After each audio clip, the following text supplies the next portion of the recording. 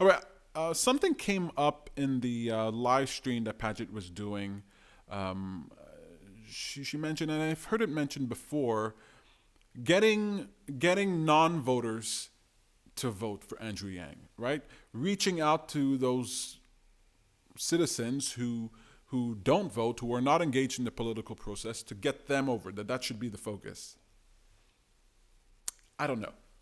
Not 100% sold on that. I mean, certainly if you can get people who don't vote to vote, I mean, that's fantastic. Of course you should do that, right? Expand that base. Right? If they don't vote and they're not engaged in the process, then they don't have a dog in the fight. So you're coming in saying, hey, pick this dog, no dog versus a dog. That's an easier pitch than my dog versus your dog. So there's certainly value in getting people who don't vote. But honestly, voting itself is a complicated process, and you've got to register, and especially in the early primary states, there's a lot of caucuses. So to do that whole thing, it's a big engagement. If you're not a voter already, if you're not engaged in the process, if you don't have a vested interest, if you're not interested in that already, I think it's kind of hard to jump through all those hoops to get non-voters to come and vote. Seems like a difficult thing. I mean, you let me know what you think. I mean, I don't know. It seems like a kind of a difficult thing to get people who don't vote to get engaged in the political process. On the other hand, people who are voters, to convert them, it might be a harder road at the beginning. You know, they already got a dog in the fight, but they're engaged in the process. They know what to do. They've done it before. Once you get past that initial hurdle, then I think it'll be cool. And with Andrew Yang, he has such a good argument, such a good pitch, that if people actually understand this pitch, I think it'll be easier to convert people who already vote. Of course, you're going to want to do both those things. I mean, of course, you want to do both those things, but people who already vote. Now, here's the thing.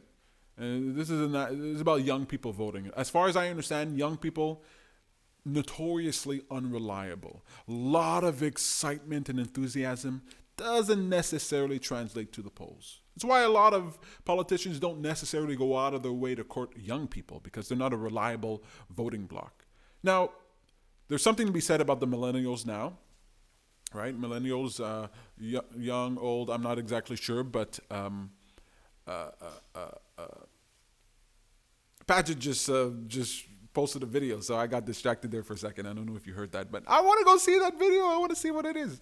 Anyway, what was I saying? Yeah, young people, millennials these days. Look, I'm at the cusp of a millennial, born in '84. Everybody younger than me, they're more engaged than ever before, especially with this whole Trump thing. They are more engaged than ever before. So it could be that this time around, young people really will be the key, I hope so, because I think young people would be definitely behind Andrew Yang. I think he's got a lot of young supporters. Old people, they're the ones who vote. They're the ones who vote. They vote mainly because they, as far as I understand, they want to make sure their Social Security is safe. So by golly, they rely on it. It's their lifeline for a lot of people, so they vote for that. And so yeah, old people, they vote. Plus, they have the time. They have the time, the inclination. Old people vote. So there's that. Here's the thing. When it comes to voters who are actually in the system, who are actually already voting, like not non-voters but voters, they're frustrated, right? Just like you. You're engaged in this political process, right? Let's say you're like Paget. Let's say you're somebody who hasn't been involved in the process in the past, and this is your first foray, or you've left it a long time ago. You can see how frustrating it is, right? You can see how rigged the system is, how corrupt it is. You can see the pressures and the influences that are made on the candidates. You can see how unfair the process can be sometimes. You get frustrated, right? Well, that frustration is motivation. That frustration is motivation. So voters have that frustration already. They've been frustrated over and over and over and over. That's why they voted for Trump. Why a lot of people voted for Trump. Terribly frustrated with the system. Want something new, shake it all up. So the non-voters, they might not be happy that Trump is in office, but some of them, but Do they have frustration? No, they don't think about it. Let's let somebody else deal with it. But the voters, people who are already voting, they're frustrated. So that means they're motivated, just like you, right? They're frustrated. You give them a message of hope and optimism, and I think they'll gravitate towards that.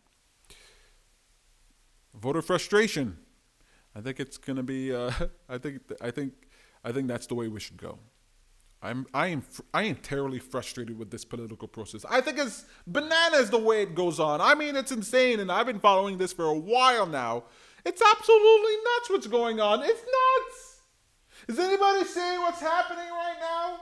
Really, really nuts. The political process. But Andrew Yang makes me feel calmer, makes me feel happier, makes me feel hope, makes me feel optimism. Andrew Yang is an antidote for apathy. It's an antidote for frustration. Maybe not apathy, but definitely frustration. My 2 cents.